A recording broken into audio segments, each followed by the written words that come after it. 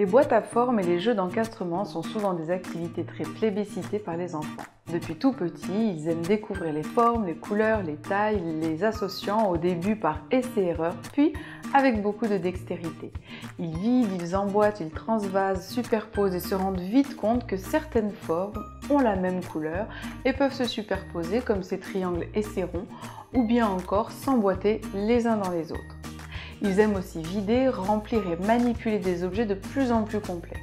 Vous aurez d'ailleurs remarqué l'intérêt grandissant de vos enfants pour les clés qu'ils vous voient utiliser pour ouvrir les portes, pour allumer la voiture ou pour d'autres utilisations. C'est en ce sens que les boîtes à clés attirent toute leur attention.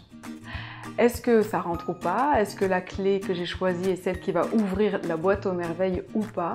Et est-ce que j'arrive à bien tourner dans la serrure? Tous ces jeux éducatifs sont d'un grand intérêt dans le développement de l'enfant et font cependant leur apparition parfois pour une courte durée, quelques mois, 1 ou 2 années, mais pas plus.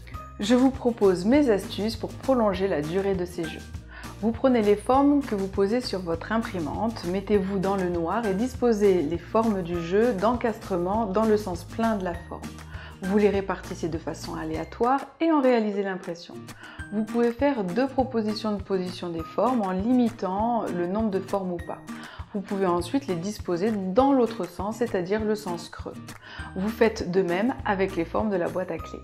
Une fois les impressions réalisées, vous pouvez plastifier les feuilles pour les réutiliser la fois suivante.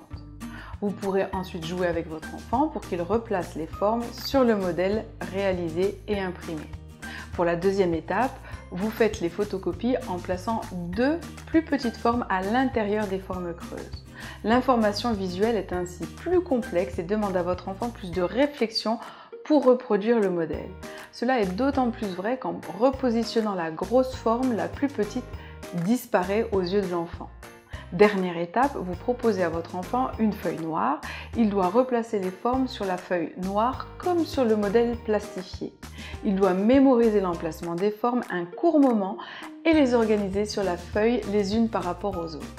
Cette étape peut vous paraître toute simple, mais elle peut être très complexe pour votre enfant qui découvre une organisation spatiale différente et qui doit mémoriser formes et couleurs, les encastrer, les emboîter pour le reproduire à l'identique.